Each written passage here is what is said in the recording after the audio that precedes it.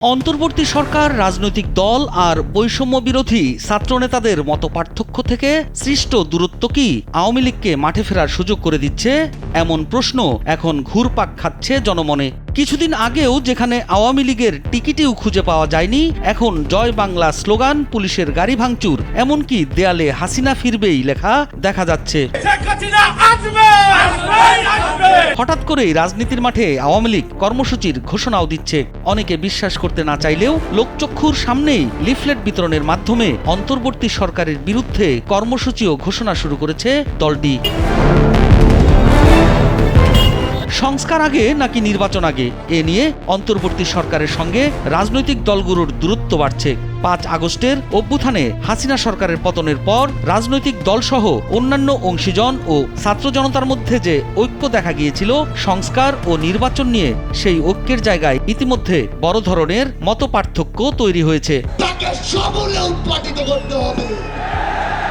গণ অভ্যুত্থানের মধ্য দিয়ে আওয়ামী লীগের ১৫ বছরের শাসনের অবসান ঘটায় জনমনে যে স্বস্তি এসেছিল তা ফের অস্বস্তিতে পরিণত হচ্ছে।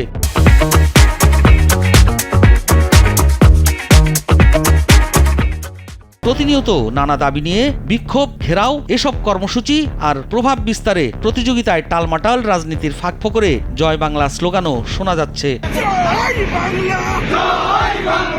সবকিছু মিলিয়ে কোণঠাসা অবস্থায় থাকা আওয়ামী লীগ সম্প্রতি মাঠের রাজনীতিতে ফেরার ঘোষণা দিয়ে ১৮ ফেব্রুয়ারি পর্যন্ত ৫ ধরনের কর্মসূচি দিয়েছে।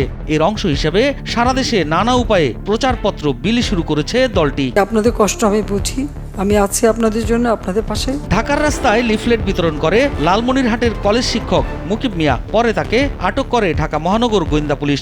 ঢাকা বিশ্ববিদ্যালয়ের প্রাক্তন শিক্ষার্থী মুকিব মিয়া ছাত্রলীগের সোহাগ নাজমুল কমিটির গণশিক্ষা বিষয়ক সম্পাদক ছিলেন।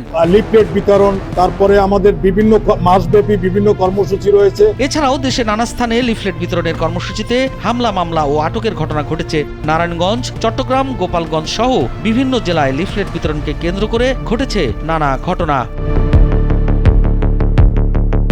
এমন পরিস্থিতি অবশ্য হালকা করে দেখছে না অন্তর্বর্তী সরকার। প্রধান উপদেষ্টার প্রেস সচিব ইতিমধ্যে সংবাদ সম্মেলনে বলেছেন, যারা লিফলেট বিতরণ করবেন তাদের জন্য কড়া বার্তা, তাদের গ্রেপ্তার করা হবে। লিফলেটে যেসব কথা লেখা আছে তা আইন শৃঙ্খলা পরিস্থিতিকে হুমকিতে ফেলতে পারে, তাই এদের বিরুদ্ধে ব্যবস্থা নেওয়া হবে। যারা লিফলেট বিতরণ করবেন তাদের জন্য আমাদের কড়া মেসেজ, তাদেরকে অ্যারেস্ট করা হবে। এদিকে গত কয়েক মাস ধরেই বিএনপি নেতারা নানাভাবে সরকার ও ছাত্র আন্দোলনের নেতাদের নানা কর্মকাণ্ডের সমালোচনা করছেন, কথা বলছেন সংস্কার ও নির্বাচন ইস্যু নিয়ে। এতে করে দলটির সাথে সরকার ও ছাত্রদের দূরত্ব বাড়ছে, যা তাদের কথাতেই স্পষ্ট। কিছু দলবাজ থাকতেই পারে, পদ হাসলত যদি কেউ ছাড়তে না পারেন তাহলে অনুরোধ করব জনগণকে মেহরবানি করে বোকা ভাববেন না।